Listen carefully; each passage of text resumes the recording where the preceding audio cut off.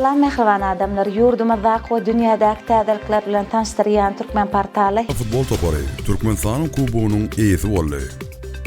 Aşgabatda Rossat Rundistanyň goşmaşy bilim merkezi açyldy. Türkmenistana täze sow arasalyjy desgalar ulanmaga berildi we beýle habarlar.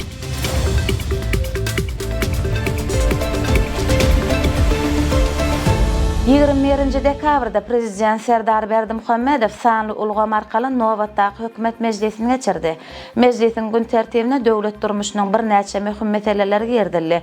Döwlet başçyny meclisin başlygynyň maglumatlaryny, vice-premierleriň hemde ministrler kabinetiniň ýanyna ulug we kommunikasiýalar agentliginiň baş direktorynyň hasabatlaryny dinledi. Meclisin başynda Prezident Serdar Berdimuhammedow Türkmenistanyň raýat aviasiýasynyň aviasiýa howpsuzlygyny üpjün etmegin döwlet maksatnamasyny tasdiklamak hakynda karara gol çekdi. Şeýle hem döwlet başçyny degişli karara gol çekip Türkmenneft döwlet konserniň Feýdiniň nefti gaýtadan işleýän zawodynyň önümçilik desgasynyň madda 3-çilik binýadyny mundan beýlekde pugtalandyrmak üçin degişli işler geçirmäge ihtiýar berdi. 23 dekabrda Türkmenistanyň prezidenti Serdar Berdimuhammedow ministrler kabinetiniň başlygynyň ornmasary Atahalifyň hemde welaýatlariň häkimleriniň gatnaşmagyna sanly ulgam arkaly iş maslahatyny geçirdi. İş maslahatyna ýurdun oba hojalyk toplumyna hemde welaýatlaryna alınıp berilýän işler bilen baglanşykly meselelere garaldy. Aşgabatdaky Rus öýüne Rossatruudnichestvo federal agentliginiň gollaw bermegine goşmaça bilim merkezi açyldy. Açylyş dawratyna ilçi Ivan Valinkin gatnaşdy. Ol merkezden ýaş mehmanlaryna netijeli bilim almagy we geljekde uly üstünlikleri arzu etdi. Ankara şäherine Atatürk adyna medeniýet, dil we taryh ýokary guramasy tarapyndan gurulýan edebiýat bayragynyň gowşuryş dawraty geçirildi. Türkmenistanyň bu baýragy Garagum jurnalynyň bölüm redaktory, Türkmenistanyň halk ýazgysy Döwletgelli Anamradow münasip boldy. 23 dekabrda Gyşgy oýunlary sport toplumyna geçirilen Eýranly türkmen repçi Emin Rasiyanyň konserdi Aşgabatdaky Daşary ýurt estrada ýyllarlarynyň giň gerimli konsertine badalygy berdi. Emin Rasiyan dawaranyň başynda Türkmenistanda konsert bermegin öz üçin uly hormatdygyny aýtdy. Onuň ýerine ýetiren watançylyk aýdymlary aýdymçynyň özüniň aslyna buýsanjyny beýan etdi. 24 dekabrda Türkmenistanyň Ahal welaýatyna 2 sany möhüm infrastruktura desgasy, Tejen şäherine kuwatlylygy 1 gije günýüzde 30 000 kub metr su arasalyjy desgasy hemde Akbuğda etrawyna kuwatlylygy 1 gije günýüzde 15 000 kub metr deň bolan lağım suwuny arasalyjy desga ulanylmaga berildi. Türkmenmaş şäherine Gazaqstan Respublikasynyň konsullugynyň täze binasy açyldy.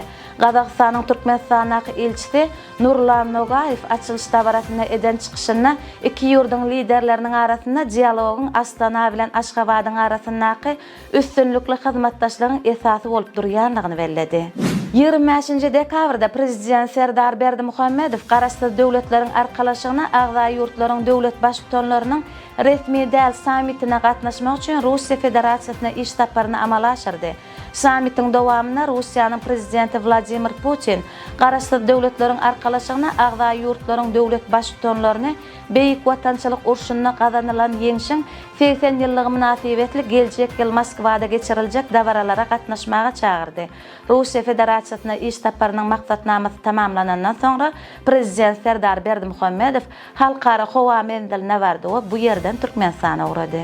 25 dekabrda Türkmen halkynyň milli lideri Türkmenistanyň halk maslahatynyň başlygy Gurbanuly Berdimuhammedow Aşgabatyň Demirgazyk kunjogyna guruluşyga alınıp berilýän halkara onkologiýa ilmi klinik merkeziniň guruluşyk işleriniň barşy bilen tanışdy. Bu ýerde Türkmenistanyň halk maslahatynyň başlygyna täze saglyk goraýyş toplumynyň binalarynyň şekil taslamalary, olaryň yerleşjek ýerleriniň çyzgylary, onuň enjamlaşdyryş aýratynlyklarynyň görnüşleri görkezildi. Gurbanuly Berdimuhammedow tanışlygyň barşynda saglyk goraýyş ulgamyna, hususan ýadrolyk mançylygyna atom energiýasy boýunça halkara agentlik bilen hyzmatdaşlygy işçileşdirmegiň möhümdigini belledi. 25 dekabrda Türkmenistanyň Mary welaýatyna 1 gije günýüzde 25 000 kub metr agyz suwuny önürmäge ukyply döwrawat su arasalyjy desga ulanylmaga berildi. Täze desga Baky Çınar Hojalyk Jemgyýeti tarapyndan guruldy.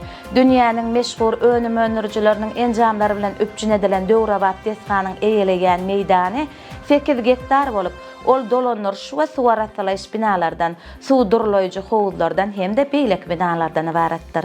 24 dekabrda Aşgabatda kışkı oyunlar spor toplumuna Rusiyalı aydımçı Olga Şultaysyň hemde Özbegistanly estrada ýyllady Osman Nowruzowyň Türkmen aydımçylar bilen bilelikde konserdi boldy.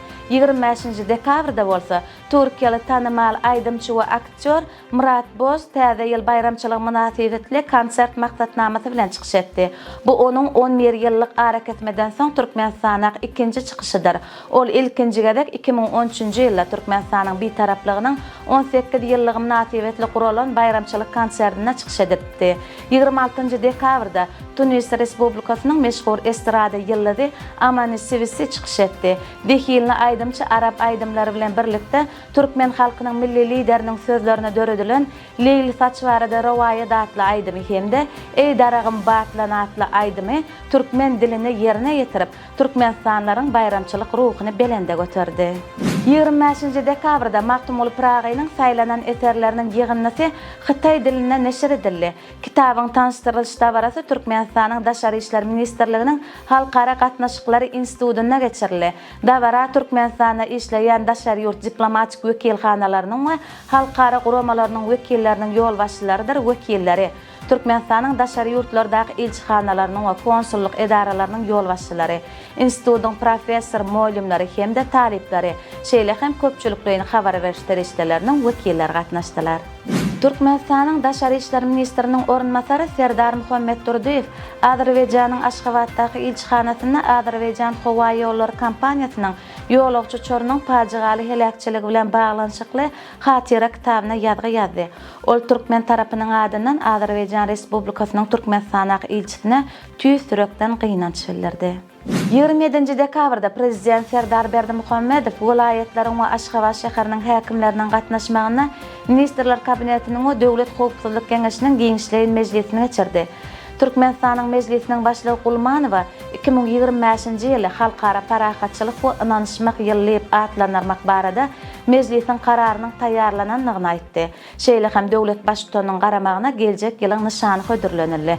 Prezident Serdar Berdimuhammedow Türkmenistanyň mejlisiniň agzalarynyň halk köpçüligi bilen bilelikde geljek ýylyň şygaryny hemde nyşany teklip edýänliklerini bellädi. O bu teklibi gollap 2025-nji ýylyň şygaryny halkara parahatçylyk we ynanyşmak ýyly eglan etdi. Prezident Serdar Berdimuhammedow vilayatlaryň we Aşgabat şäheriniň häkimleriniň gatnaşmagyna Ministrler Kabinetiniň we Döwlet Howpsuzlyk Geňeşiniň Giňişleýin Mejlisiniň dowamyna Pähim Paýhas ummany Maktumul Pragy ýylynyň jemlenmegi bilen bagly Maktumul dünýäniň akyllary adly kitabyny ýazyp tamamlandygyny aýtdy. Döwlet başçysy öz eserine beýik söz sadynyň edebi mirasynyň dünýä medeniýetine goşan ägirt uly goşandynyň şahyryň ýubiley toýu bilen bagly geçirilen çäreleriň giňden beýan edilýänligini, şeýle-de ýurtda ýetilen tepkitleriň, gazanylan üstünlikleriň jeminiň jemlenýänligini belledi. O bu kitabyň Mehriban Türkmen halkyna münasip sowgat boljakdygyny aýtdy. 27 dekabrda Türkmenistanyň Daşary işler ministrliginiň halkara gatnaşyklary institutyna türkmen edebiýatynyň nusgaw şahyry Maktumul Pragynyň italyan diline neşir edilen goşgular ýygynnysynyň tanışdyrylyş dabarasy geçirildi. Dabaranyň dowamyny edilen çykyşlarda görnükli şahyryň goşgular ýygynnysynyň italyan diline neşir edilmeginiň türkmen italyan dostlugynyň ýene bir suwutnamasyna öwrilip, iki tarapdaň median insanperwer gatnaşyklary pogtalanyrmagy hyzmat etjekdigi bellenildi. Söz sadynyň 130 sany goşgusyny öz içine alýan ýygynnyň Türkmenistanyň Ilymlar Akademiýasynyň alimlarynyň maslahatlary we ýardamlary bilen Italiýanyň günnägere öwrenji alimler tarapyndan italyan diline terjime edilendigini ykdaldy. Özbegistanyň paýtagtyna Türkmenistanyň elçixanasynyň işgärleri üçin niýetlenilen 3 gatly ýaşaýyş çaýynyň açylyş dabarasy geçirildi. 3 gatly ýerleştirilişi has goýulandyrylan 10 köýle häzirki zaman ýaşaýyş çaýy Türkmenistanyň prezidentiniň kararyna laýyklykda döwlet guruluşy hojalyk jemgyýeti tarapyndan bina edildi.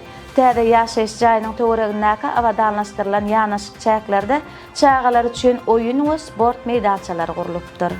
İlata yuqarı hiyelli ulu hizmetini üpçün etmek maksadı bilen täze ýylyň öň sirasynda şäher ugurlary boýunça awtobuslaryň hereketi şu tertip boýunça amala aşyrlar. Awtobuslar 2024-nji ýylyň 31-nji dekabrynda sagat 6:00-dan 2025-nji ýylyň 1-nji ýanwaryna sagat 2:00-a çenli işler. Şeýle hem paýtagtymyzda taksileriň işi giýje günlük düzgününe guralar. Awtobuslaryň gatnawy Aşgabat, Arkadağ, Balkanabad, Türkmenmaşy, Daşoğuz, Türkmenabad we Mars şäherlerine dol derejede üpçün ediler. Goşmaça awtobuslar Aşgabat Göktepe, Aşgabat Änew we Göktepe Arkadağ ugurlary boýunça hereket eder. Dünya täzelikleri. Braziliýanyň hökümeti 2025-nji ýylda BRICS ugramadyna başçylyk etmeniň resmi nişanyny çap etdi. Oň dizaýnyň esasy elementi hükmünde Amazonia jeňelliklerini ösýän Sumauma adly gowaça agacy şekillendirilipdir. Oň şekili BRICS uramadyna agda döwletleriň maýdaklarynyň reňkinde ýerine ýetirilipdir. Hytaýyň harby şäherine Buzun we Garyň uly dünýäsi adly 26-njy festiwalyň Buzdan we Gardan ýasalan dünýädäki iň uly mowzuklaryň seýilgähiň açylyş tabarasy boldy. Seýilgähiň öz boşy dehgalarynyň guruluşy üçin 300.000 kub metr gar we buz gerek boldy. Bu ýyl toplumyň dizaýny harbyne geçiljek Aziýanyň gyşky oýunlary 2025-den ylgam alınıp taýýarlanypdyr. Seýilgähiň meýdany festiwalyň tutuş taryhyna rekord göwürme 1.000.000 metr etdi. Bu bolsa geçen ýyllardan 200.000 metrden ullar. Şanhay dünýädäki iň uly konteyner terminal derejesini ýene bir gezek tasdiklady. Ýylyň dowamında port arkaly iýerilýän ýükleriň miqdary 50 million adat konteynerden geçdi. Bu bolsa täze dünýä rekorddur. Häzirki wagtda bütün dünýädäki katolikler Rождество bayramyny belleýärler. Ýewropanyň şäherlerine eýýän bayramçylyk ýagdaýy höküm sürýär. Rождество wagdarlary bu bayramyň öňü ýeriniň günleriň aýrylmaz bölüni urly. Şeýlelikde Rождествonyň paýtaty diýilip atlanyrlaýan Strasburgda geň almaly bagış şygary bilen ýarmarka açyldy. Oň esasy özüne çekijen nişany 31 metrlik arçadyr. Şeker beleme üçin energiýa taşyýan lampalaryň ulanýanlygy belirlidir. Russiýa Federasiýasynyň Daşary işler ministrligi elektron wiza ulgamynyň mümkinçiliklerini düýpli giňeltmäge gönükdirlen kanunçylyk ýetgetmeleri girizmekleri taýýarlaýar.